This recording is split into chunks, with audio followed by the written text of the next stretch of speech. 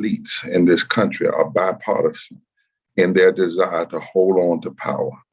And here, there in West Virginia, they have found a Democrat to do their bidding. Throughout the debate about President Biden's proposed investments in the infrastructure of our roads and bridges, the infrastructure of our people and the environment, and the infrastructure of our democracy itself, Senator Manchin has been blowing the old dog whistles of raising debt and entitlement society and liberal spending.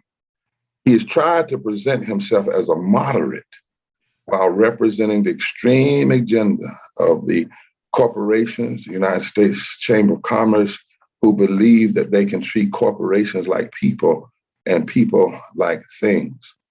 Now, what we need to be clear on, that what Manchin is doing is a form of systemic racism and classism. You see, if you block the Build Back Better plan, the compromise, twice, 3 times compromise, after it has been vetted by Nobel Prize winning economists, if you lie about the details and call it what it is not, just to blacken it, if you claim you are concerned about the deficit, but you are for infrastructure, which actually raises the deficit. If you voted for the 2017 Trump tax cuts for the wealthy, that raised the deficit. But you are blocking the Build Back Better, your position is constitutionally inconsistent and economically insane. Now, Senator Manchin will stand with civil rights veterans and celebrate the movement on Dr. King's Day, but he is still defending systemic racism because his position is disproportionately hurting Black, Latino, Native people of color, and poor white people. It is classist because it disproportionately hurts people of all races. And we know from the Columbia Mailman School of Public Health that people die from poverty, 700 people a day in this country, even before COVID.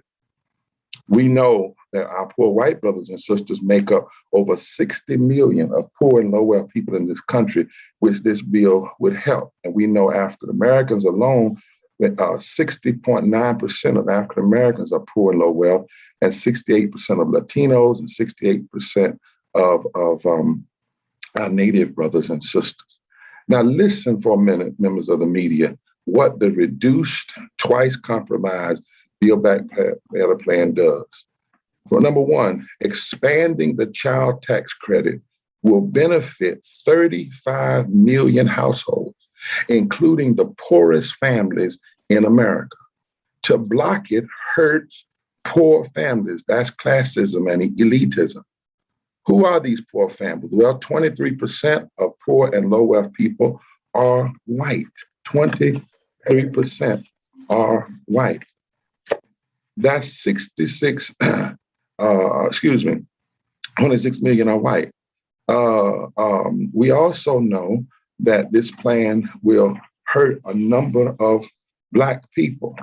We know that not passing this plan will hurt a number of Black people and brown people. The expanded CTC has already benefited at least 4.7 million children, including 1.7 million white children, 960,000 Black children, 1.7 million Latino children, and 200,000 Asian children. To block it is a form of systemic racism and classism because blocking it hurts people of color and white, poor, and low-wage people.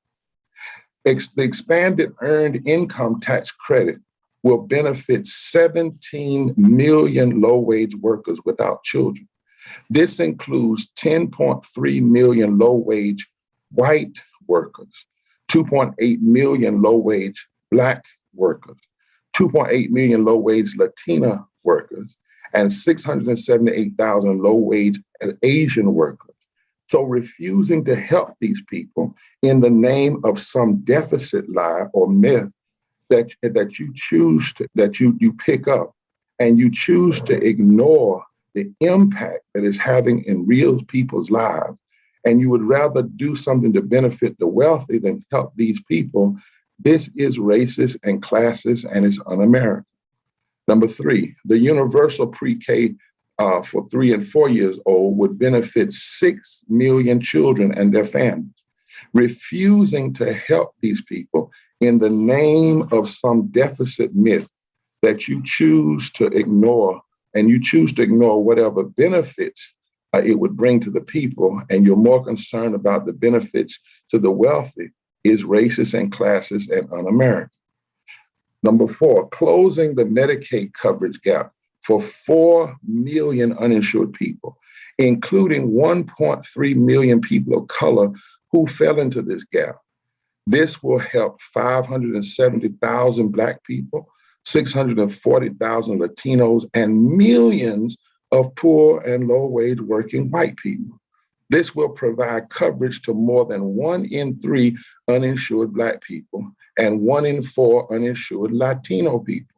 Refusing to help these people in the name of some deficit myth,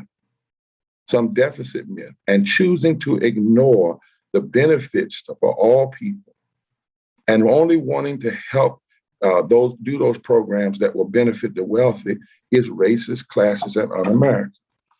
Finally, number 5, raised wages for home healthcare workers, 28% of whom are Black, 23% of whom are Latino, and most of whom are women. Refusing to help these people in the name of some deficit lie is a form of racism, classism, and we believe it is un-American, especially when you have full support for the infrastructure bill to fix roads and bridges, and we know that over 80% of that money will go to white men. White men. When you block the Build Back Better plan, the twice compromise plan, these are programs and policies that would benefit poor and low-income families, that include the 140 million poor and low-wealth white, Black, Latino, and other people. And if you block or vote against the Build Back Better plan, you are engaged and standing against poor white people and people of color. And that is a form of systemic racism and classism. Lastly, if you block or vote against the BBB, you are for the elite and the powerful who have increased their wealth by over $2.1 trillion since March of 2020, more than the overall cost of the entire BBB framework. If you block or vote against the Build Back Better plan, you are for a form of systemic racism, classism, and elitism that is in policy. Racism and classism is not just calling people out of their names. It's not just when an officer, a white, kills an unarmed African-American. It is policies. It always has been about policies that undermine and create disparate and disproportionate impact on poor Black people, poor Latino people, poor Natives, and the collateral damage that happens to poor white people. If Congress, a congressperson or a senator votes against these things and they know these facts, this data is true, then it is intentional racism, classism, and elitism. If a congressperson or senator hasn't found out these truths, hasn't done their research, but is spreading lies about deficit and a lack of resources, which is not true, then the actions of that politician prove them incompetent. And if, in fact, on top of all of this, that person is also blocking fixing voting rights and voter protection, then these actions are a form of systemic racism, systemic classism, elitism, and it is, in fact, un-American. It is constitutionally inconsistent and economically insane, and violates every promise of equal protection under the law. We must tell this truth and tell it now, because the future of our democracy is literally wrapped up in what step we take or don't take in this moment. And to help us with this serious analysis about scarcity and about the myths about deficit is our renowned economist and friend who's just coming back from the G20. I was with just a few weeks ago at the Vatican, who has studied and knows these matters, as we used to say, like the back of his hand. So I want to give the time now to Professor Jeffrey Sachs. God bless you and thank you this morning. Reverend, thank you. And let me say hello to everybody and greet you. Say how much I'm looking forward to being with the good people of West Virginia next Monday in Charleston. I really want to hear and discuss the views of what we need to do with the people of Charleston early next week. I think we're at a really critical moment in our country. The wealth just keeps flooding the top, and all through the rest of our society, people are suffering, and the situation is getting completely desperate. I'm looking, by the way, at this morning's net worth on my phone of Elon Musk, $336 billion.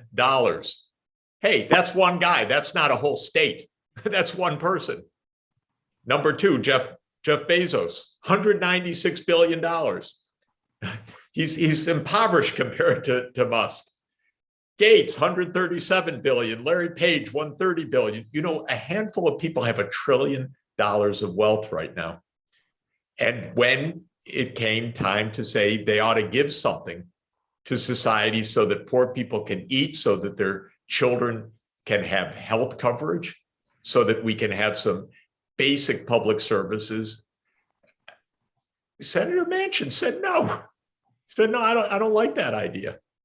And so this is why we're coming to West Virginia next Monday. It makes no sense. We're more divided between a few rich and all the rest poor than we've ever been in American society. And yet when it comes to saying to the rich, you should pay a little bit more in tax so that the rest can eat. No, Senator Manchin said, no, we can't do that. And then he said it would be deficit, but he opposed the taxes that would actually pay for all of this. And what's really strange to me and what I really want to understand is he opposed, and bravo to him, the 2017 corporate tax cut. But then when it came time to do what President Biden said and reverse it even only in part, he said, oh, no, be careful. Don't raise those taxes on the corporations. So you can't raise the taxes on the corporations. You can't levy taxes on, it's not even billionaires soon, it's going to be trillionaires. No, don't touch that. And poor people, well, sorry, there's just not enough resources for you in our country. This is bizarre and really, really dangerous. And of course, the right-wing press has been working overtime to say, oh, socialist, you can't do this. You know, you're going to break the economy, as the rich are richer than ever before in the history of the world. And yet every attempt to say they ought to pay a little bit more so that people can eat properly, so that children are not going hungry, so that there is basic health coverage, so that there is family leave time. For God's sake, we're the only rich country in the world without guaranteed parental leave, sick leave. What is going on in this country that the rich say, no, you work through illness, you work even if you have a loved one that you have to be helping at home. So what's ironic about all of this that I think we really need to get our heads on straight, West Virginia is the state with the lowest median household income in the United States. So I would expect a senator of West Virginia to be railing against the rich and the powerful and all the wealth going to the top on behalf of the good people of West Virginia. West Virginia is suffering right now. It's got the lowest life expectancy in the United States, many years less of life. And this is what we need to address. And the rich people need to pay something so that the good people of West Virginia can live, can enjoy life, can see their children healthy, can see their children going to good schools. And that, to me, is the job of the senator of West Virginia and the congressional delegation. So, Reverend, I'm really looking forward to being with you. You're right, exactly on point. Not only can we afford this, we cannot afford to let this fail at this moment. Are we kidding? Are we going to just watch America crumble so that a few people have $1 trillion and the rest can't make ends meet? Is that really what our country is about right now? Well, we know that politics became so darn corrupt, so much money. Just look at the Virginia race just now, this past week, the governor's race. Okay, and another mega ultra wealthy person elected to power, more than $100 million spent on the campaign. We know what this means. The big money is speaking. The people don't have a voice right now. The Poor People's Campaign is the voice of the people of this country.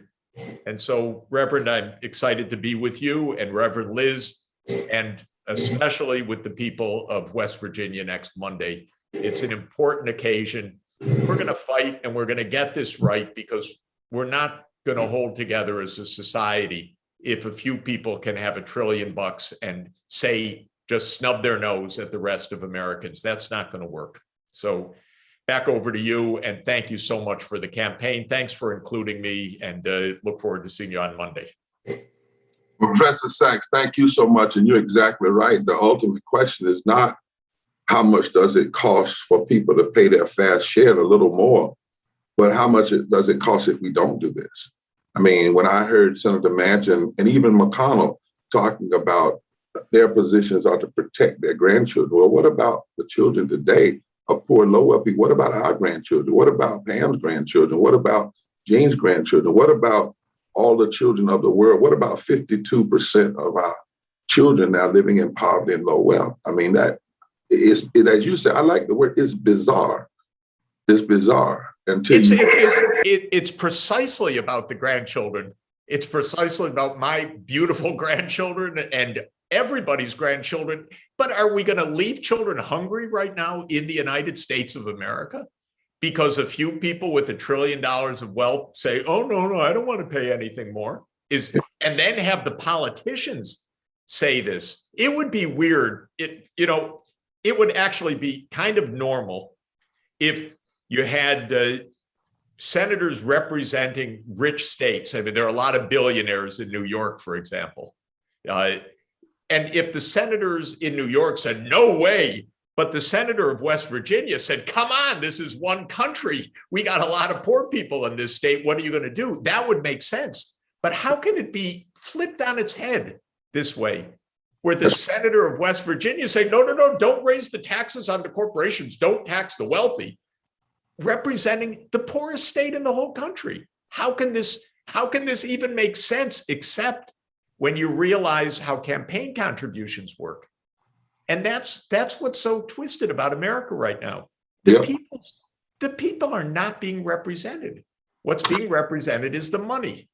And that's why the voice of real people is essential. Do we want a democracy in name, but in no meaning, because money is the only thing that really talks in our country?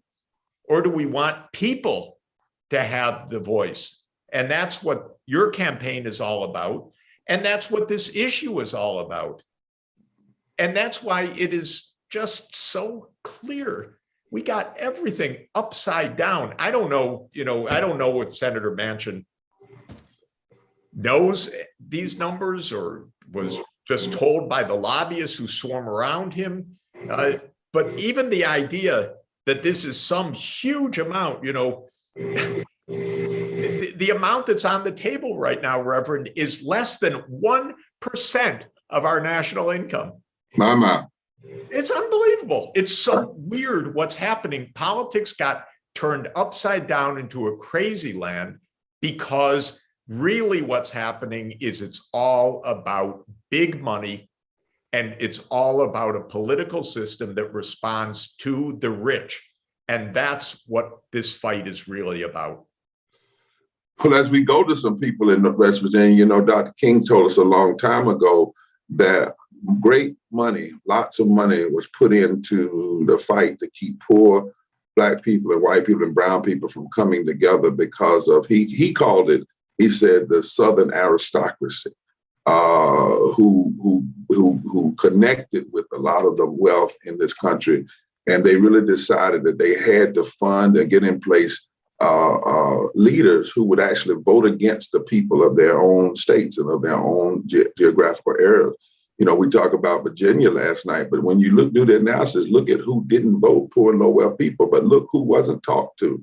Look at who didn't hear people talking about their lives being made better. So that we'll talk about all that on Monday, but it's glad that you're coming. And I know Pam is on the line. And then we have one other person from West Virginia that wants to speak to the press. So Pam, tell us a little bit about how you feel about Dr. Sachs coming and joining with us right there in West Virginia and challenging these things that have been said that are just not true. I appreciate it. I appreciate you and Mr. Sachs coming to West Virginia. The senator's been going on the news for the last several days, trying to do the same spin that we always hear when it's something for the people, the deficit, compromise, filibuster. When it's something for the people, we know the dog whistles that we're hearing. But the reason I'm with the Poor People's Campaign is we've got facts. We do research. And I want everyone to know that we're going to be having a community forum Monday for question and answers to rebut these statements that Senator Manchin has came out and said. He's got rhetoric. We've got facts. I'm bringing Mr. Sachs because he knows what he's talking about. He's a smart man and he knows what he's talking about. The Poor People's Campaign, we've got universities and everything that's invested, that's gave us the facts that we've got in the third Reconstruction. So I did not send Senator Manchin there to keep on with the same old do nothing, say no Congress. That's not what the West Virginia sent him there for. We sent him there to represent us. We sent him there to make our lives better because they have gotten worse and worse and worse. And I'm like you, we are desperate. And so I just appreciate you coming to West Virginia, for letting the people have a voice. And I want to know why we have been trying to get a meeting with the White House, with the senators. They won't talk to us. They get up there and say they represent us and this is what we want, but they won't talk to us and let us have a voice and let them see our side of it. You know what we have to hand to our grandchildren? Generational poverty. That's what we have. His grandkids will have a silver spoon. He's making sure of it on our backs. But it's our grandkids that we're handing generational poverty to. So in West Virginia, we just gave the Medicaid expanded. They even seen the desperation of the seniors and gave them $1,000 expansion on the Medicaid for dental. That's why I'm wearing this mask right now, because I'm getting ready to turn the age I'm going to be going on Medicare. And Senator Manchin just ripped my dental and vision. How many seniors has pulled out in front of traffic because they've got 10-year-old glasses on, or else they can't hear. Jeez. This is what poor people are facing, but they don't want to invite us to the White House and hear what we've got to say. So we're bringing you with us. And I want all West Virginians to know, if you've got any questions, if you've got any doubts, we will be there Monday and we will take time to answer and we will show it to you in black and white. So thank you, everyone, and stand with us against this tyranny, people. Thank you. Ma'am, thank you. And thank God, the Spirit of God that continues to keep you strong and able to speak the truth. And your voice amplifies the voices of so many other people. And that's what gives it power. You know, I got a note this morning, and it hurt me because I heard that the White House had decided that they were going to meet with some leaders from West Virginia and maybe with Manchin, but none of the people in the Poor People's Cabinet, none of you all were on that list. And I don't know what, and I want the media to ask the White, what is, and I'm concerned about the handlers of the president. I don't think it's president, I think it's the handlers that would do that. We've been talking about it for 5 months and said early on that they needed to put a face on this issue. They needed to show the people and the impact, not just the numbers. And then to hear just today, I'm trying to find out if it's exactly true, that they're planning a meeting with leaders from West Virginia, but not with you, the leaders, the real people. If you hear this, White House media, you hear this asking about them, you're making another mistake. You're making another mistake. You need to talk to the people like Pam and talk to the people like Sister Olson. So come on and talk to us, Christian, about what you feel about what's coming up on Monday. So I want to thank all of you for being here to give a voice to this serious issue. And I want to be really clear when I say this, that the relief that the child tax credit has provided me as a single mom to get this extra $300 deposited into my account every month has helped me to meet my son's most basic needs with less stress. It has allowed me, and I've left this on several voicemails to Senator Manchin to let him understand that this money has allowed me to be a better mother. It's freed up headspace for me to not have to worry about making the bills, making ends meet, because I know that I'm going to have that cushion. And so it makes me really think about, if I don't have to stress about these bills and it frees up that headspace to be a better mom, it makes me think about what else we could be doing, poor people, low income people, if we didn't have to worry about making ends meet, what better parents we could be, what else we could be creating and thinking about and doing. If the system wasn't set up in a way that it has us expelling so much of our life energy wasted on thinking about having the money to simply survive. It was such a relief to me when I received my first $300 payment. Right now, that money's being used to help me pay for my son's preschool. And I can still only afford to send him twice a week to that preschool. And so if the Build Back Better plan, was passed in full, I would be able to have that money with the bills, and I'd be able to send my son to school full time, to preschool. So I also want to be clear that I have a college degree and I work a good job with health insurance, but my rent is going up, my bills are going up, and I struggle to make ends meet. And right now, the child tax credit helps me make those ends meet with more dignity. It helps me provide for the basic needs of my family with more dignity. And I just want to close by saying that I'm Kristen Olson. I'm a mother and I'm a teacher, and I am the cost of cutting the Build Back Better plan. Thank you, Kristen. And this is what we mean by classism, because what classism says is the elite and the wealthy get to get all the breaks, and somebody like you, who's a mother, who's a teacher, just needs that break, as they say no. And this is what we mean by systemic racism. When you pass policies and disproportionately it's going to hurt people of color for no reason, just that they happen to be poor and low wealth. And what they're afraid of is all of us coming together and calling this out.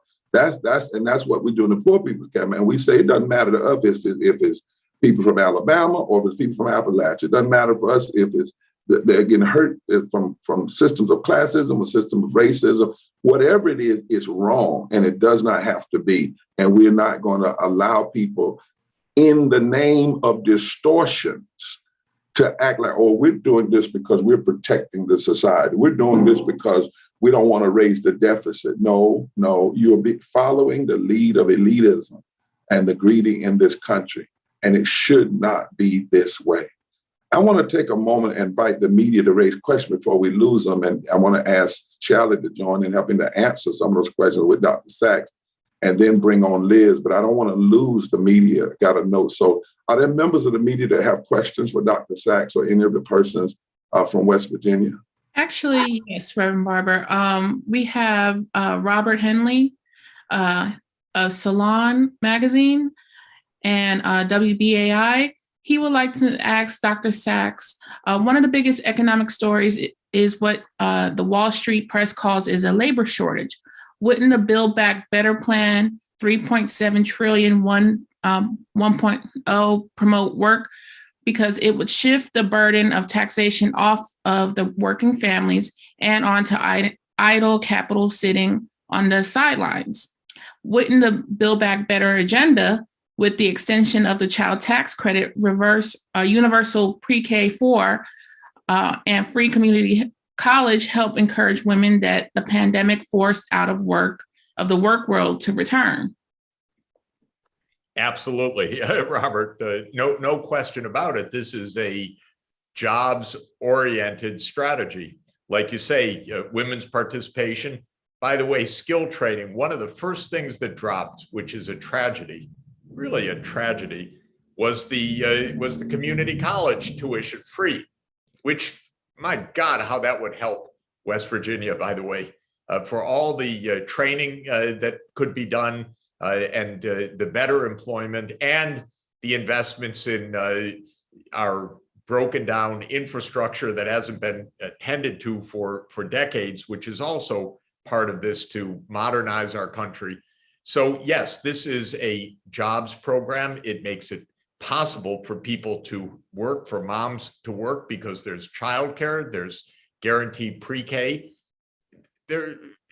It works for working people. Like Kristen said, and said so beautifully, this is a plan for working people. But, to pay for it, let the people with this wealth pay a little bit. This is what is so amazing, is how Senator Manchin's working overtime, just round the clock, to protect the corporations and the wealthiest people in this country. What is that about, actually? It is just the opposite of what a senator of West Virginia ought to be doing right now. He ought to be championing everything in this legislation and all the stuff that has been cut out because he said you can't afford it. But then he was the one who stopped the way to afford it, which is for rich people to pay something, for heaven's sake. So this is all this is about, is everything's upside down.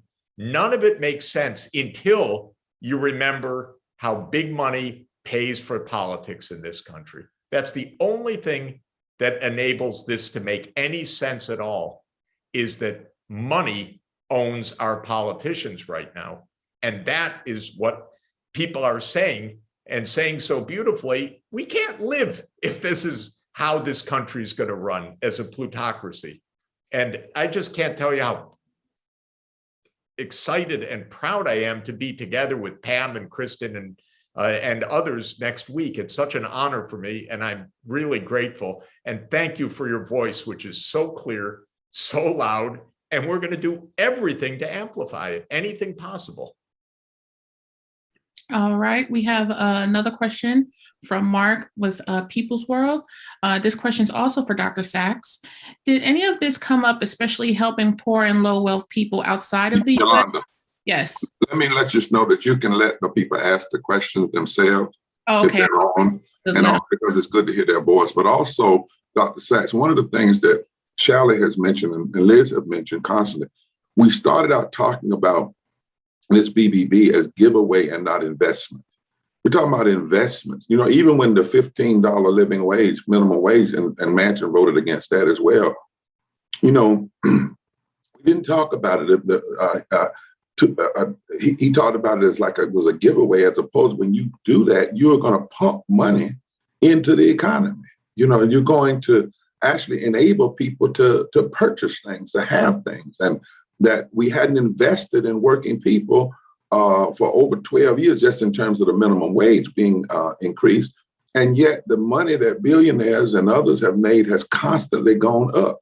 And so I think that what you're saying and what we're going to say in West Virginia is, how is it that a senator from a state that needs this kind of investment, this the poorest state in the country should want the kind of investments that are going to lift this people. Should be leading this thing, really. Should be out there saying, no, not only should we going to do, he should have been saying with the Economic Policy Institute, we need 10 trillion, $1 trillion a year.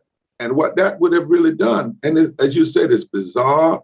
It's full of classism and racism. It's crazy. It doesn't make sense unless you factor in what's the money behind the positions. That's it. Once you factor that in, then you understand that. I was saying to somebody the other day that the U.S. Chamber of Commerce came out, I think it was a study, somewhere I saw it, they were against the voting rights legislation and against the BBB. Now, isn't that interesting? The U.S. Chamber of Commerce, the money group, is against the voting rights fixes and against the BBB, which means they want to hold all the money and let the rest of us suffer. Let my brother from People's World ask his question, and between Dr. Sachs and Liz and Shelley, they can answer. Sure. Sure. Thank you. This is Mark Bloomberg. I'm the Washington Bureau for People's World and Press Associates Union News.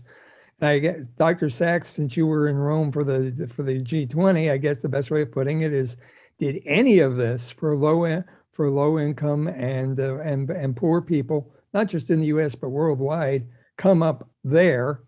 And if so, what did they say? And do you believe they'll follow through? Yeah, thanks a lot, Mark. One thing is, I spent the last few weeks of the G20 and in some other capitals. In Europe, they can't even believe what's going on in the United States. Of course, they're just completely shocked by it, because the things we're arguing about, eye care, hearing, dentist help, health coverage, for God's sake, pre-K, tuition, they've had this for years. We're the only rich country that doesn't have this for everybody, by the way. This is just taken for granted. And then it's just bizarre. The Wall Street Journal, what a misguided, just representing the richest people in the world. They're saying, oh, you can't do this, you can't afford this. But actually, Mark, I was in countries that just do this routinely, that they look at the United States and they say, whatever happened to your country? How did it become so unfair? How did politics become so corrupt? And I explained to them, look, the 2020 election was $14 billion, and that was big money. And then you look at Virginia this week. What's the real lesson of Virginia? It's not Democrats or Republicans, it's money. And who won the governorship? A man with wealth of $440 million from the financial industry.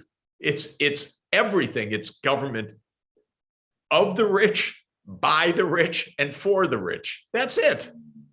And the Supreme Court said, yeah, let the companies spend anything they want. Let the rich spend anything they want. And this is what has happened over the years. We've turned into a plutocracy, and we've lost our bearings completely to this point that is the reason for our visit next week. The senator of the poorest state in the United States is saying, no, we don't want help. Keep your money, rich people. We don't want help. And he's the one holding the whole thing up. This is what we come to when we have dollar votes, not people votes. We've lost the voice of the people, and the people's campaign, poor people's campaign, is to put the voice back where it belongs. And that's what this is all about. Do we have another, Yolanda? Yes, we do. We have Jack Jenkins with Religion News Service. Jack, you're allowed to ask your question. Go ahead. Great. Thank you so much. This is for Jeffrey Sachs. Just two quick points. One is, the Poor People's Campaign is kind of unapologetic about invoking a moral or religious framework for their activism. And I'm curious for you, if there's anything about your personal moral or religious framework that's inspiring you to get involved with this? And relatedly, I know that you were recently named to the Typical Academy. I know you helped put together that poverty-focused conference that Reverend Barber attended recently. Given your relationship with the Vatican and leaders at various levels here in the United States, I'm curious if you're helping broker or connect, the U.S. government or U.S. leaders here with the Vatican around poverty issues. So those are my two questions. Well, our leaders ought to listen to what Pope Francis is saying, which is that the world belongs to everyone, not just the rich. This is the church's great social teachings, but these are social teachings for all faiths, all religions, that there's a human dignity for everybody, and that everybody therefore should partake in well-being, and that the world wasn't made for a few super wealthy people. The world really is made for everybody. Reverend Barber and I were at a interreligious, and we had philosophers and scientists together talking about poverty, and you could see that in every faith, every great faith, the command is to help the poor. And because this is what basic human dignity is about. And the Pope is, of course, wonderful about this. He says we need a church of the poor, a poor church, a church with the poor people. We had Patriarch Bartholomew, his all holiness of the Orthodox Church, magnificent. And he spoke about the absolute moral command of everybody having dignity and having their needs met. And I, of course, work with the United Nations and the Universal Declaration of Human Rights, which says that all people are born with dignity, and therefore they have the rights to live with dignity. So this is pretty basic stuff, pretty fundamental. It doesn't say, oh, you should have a society in which rich people buy the politicians and then the politicians protect the richest people in the world. It says we should have a society in which everybody has a chance. And this is really what this is about. I want to ask Liz to respond to that as well. But I also want to say, we drill down hard on both the moral and religious framework, but also the constitutional framework. Dr. Sachs and I often talk about economics once was not a set-alone study. It was a part of moral philosophy. Absolutely. The sad thing is when it was removed as a part of moral philosophy, as though economics is kind of benign just to itself, and it's just about the numbers when really it isn't. But, the other thing that's so strange about this West Virginia piece is everything that I hear coming out of Manchin's mouth. If you go back and read the history of the Southern strategy and the decision on how to divide the country intentionally, they call it positive polarization is what Kevin Phillips called. They said they had to use code words that would not sound like they were race-driven and class-driven, but they actually were. And those code words were entitlements. That became a bad word. Welfare became a bad word. Things like forced busing and tax cuts. And that terminology was used as a coded way of covering up what was really behind it, which is the gross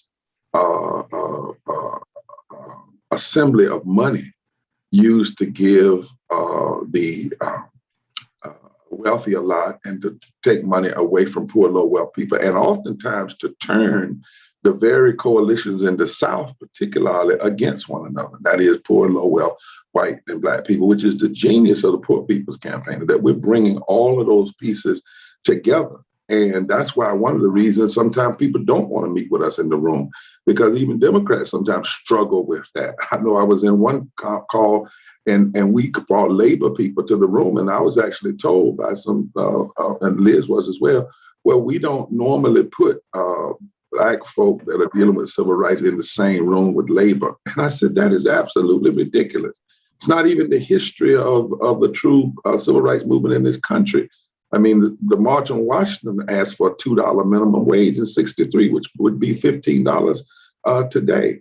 And so we are forcing have to kind of conversation, both from a moral perspective, religious perspective, also from a constitutional perspective, because some people in our movement are not people of particular religious faith, but they do believe in the moral arc of the universe, and they know something is deeply, deeply, deeply, deeply wrong when a country of this kind of wealth can have 43% of its people in poverty and low wealth and just say, oh, well, that's just normal. That's just okay. It's not okay. It's been not okay for a long time.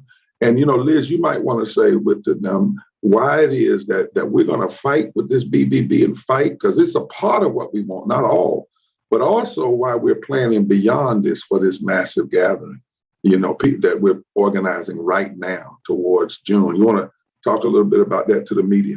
Indeed, and encourage folks to join us again on Monday to hear more from the people of West Virginia and from leading economists. But as we keep on organizing, building power to come together in a powerful, compelling, powerful way in Washington, D.C. for a mass poor people, low-wage workers assembly, a moral march on Washington that will be happening on June 18th of 2022, where you'll have people from all across the country, especially poor and impacted folk, who know just what we're hearing from economists and leading people right now, that when you lift from the bottom, everybody can rise. When you invest in the people, when you save the earth, when you organize society around the needs and the priorities of those that have been locked up and locked out, that is when you're able to have a society that everybody rises in. And so that's why we are building power, and we're organizing, and we're saying we need, and we're bringing about a third Reconstruction, that we need to radically transform the society to be focused on the needs of people, on the needs of this earth, and on especially the 140 people, a million people in the richest country in human history, who make up almost half of the population and a third of the electorate, whose needs and demands must be made center, absolutely center, in our political action and in our discourse. And so we'll keep on organizing in West Virginia, all across this country, to be able to build a compelling power, to be able to, in the words of Dr. King, make the power structures of this nation say yes when they may be desirous of saying no. That's exactly right. And so join us on Monday and beyond. We also are going to make a big announcement about what West Virginians are going to be doing in the coming days. Also a big announcement about what's going to happen Wednesday all over the country while senators are back in their home. But we're not quitting. Dr. Sachs said we got to turn this world right side up, because right now in America, it's upside down. Are there any more reporters on the line, Yolanda, that want to ask a question? Yes. Can you tell me how many more questions we have so we can be diligent with the time? Just one more. Thank you. All right. I'll bring Robert on once again with Salon. Bear with me. All right. Robert, it's glad to have you from Salon on with us today. Thank you for your work. Robert. Here we go. There we go. Thanks so much, Reverend and Dr. Sachs. I'm speaking from my day job at the Chief Leader, labor paper here in New York. Could Professor Sachs address the provisions of the original Build Back Better plan before it got shrunk, which would have taxed dynastic wealth that the 0.01% can transfer to their heirs in the form of stocks when they leave this earthly plane? There are so many tax breaks that the richest of the rich get that it was pretty easy pickings in the original bill to raise a lot of revenue and to do it the right way. One of the provisions is this stepped up basis, so-called, that when mega wealth is inherited, well, there's a gimmick of how the capital gains in that big wealth transfer are priced so that there's no tax paid on it by all those, by the estate or by those who are receiving this transfer. So it's a gimmick, just a gimmick written for the richest people to be able to not only never pay on their own mega wealth, but also to transfer the mega wealth so it doesn't get taxed as well. And we've had all year one report after another that Robert knows well, showing that the richest people in this country basically don't pay tax on their unbelievable accumulation of wealth. Elon Musk or Jeff Bezos, they had a free ride all the way up to 200 billion, 300 billion wealth. So this is, there are many ways to fix the tax system. And some of those had to do with taxing so-called, taxing capital gains in a more sensible way, changing the inheritance tax, directly taxing wealth. There are many choices, but Senator Manchin fought them all.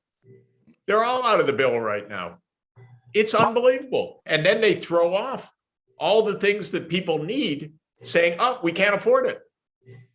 And that's the game, which is protect the rich, and then you can't afford to do anything after all. And of course we could afford it, but we have to do something so the richest people in this country pay something. And that has been the game all along. One more point that we'll talk about next Monday is that it's a little hard, to say, oh, it's 1.75 trillion. And Senator Manchin says, that's too much. We can't afford that in this country. But, if you know a little bit of economics, that's less than 1% of our income, Senator. Let's get serious about this. Let's get some real numbers on the table. Let's stop throwing around these, complete misdirections. I just have a feeling that these politicians are surrounded by lobbyists who are giving them talking points or selling them garbage so that they repeat it. They're not hearing. I tried to reach out to Senator Manchin a few weeks ago to just try to explain some of the numbers, but never heard back.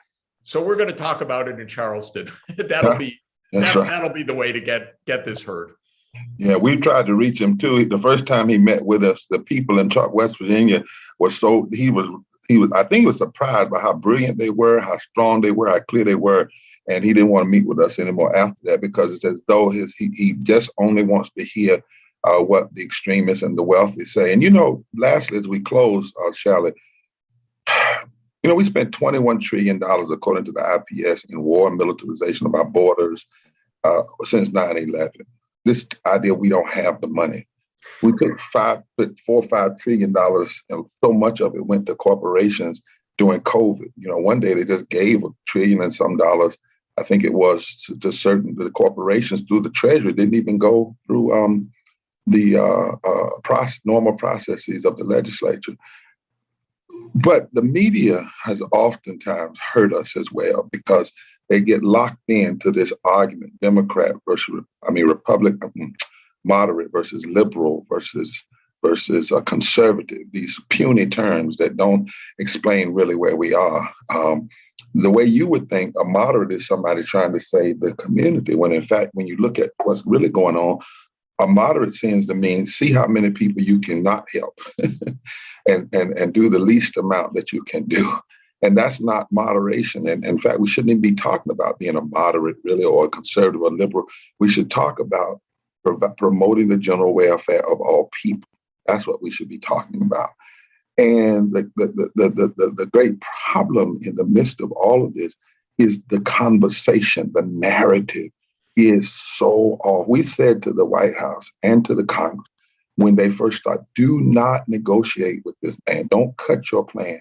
Before you do that, go on the road, go to West Virginia. Yes.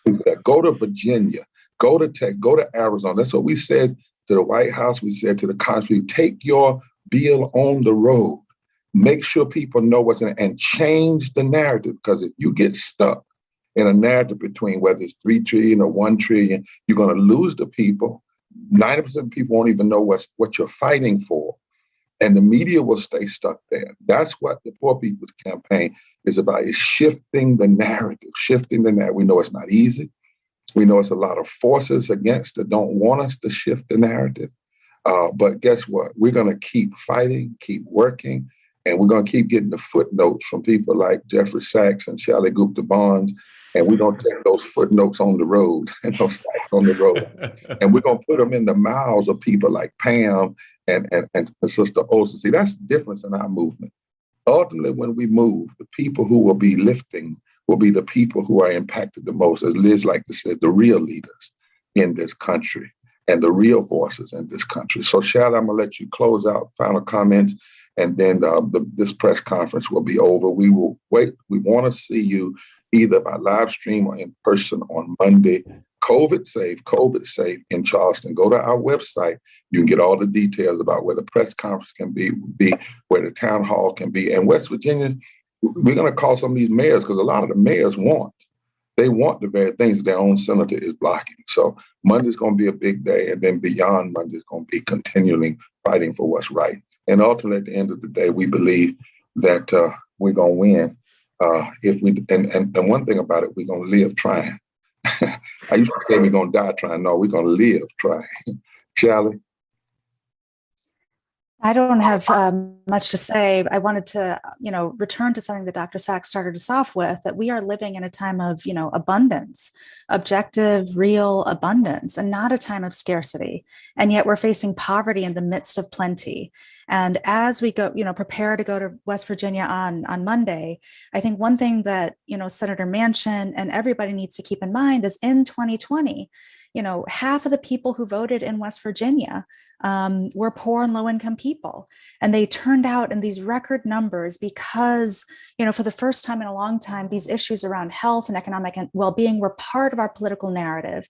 And we've heard from Pam and Chris today, we are not, West Virginia is not backing down. It is getting organized. And that is, the compelling power that is coming together right now to urge and to compel and summon the political will to do right by not only the people who voted in 2020, but all of those who didn't vote, but who need this agenda to pass. So thank you, Dr. Sachs. Thank you to the incredible leadership of Pam and Chris and so many others in West Virginia and across this country that are organizing right now for something that's going to really change the lives of millions and millions of people.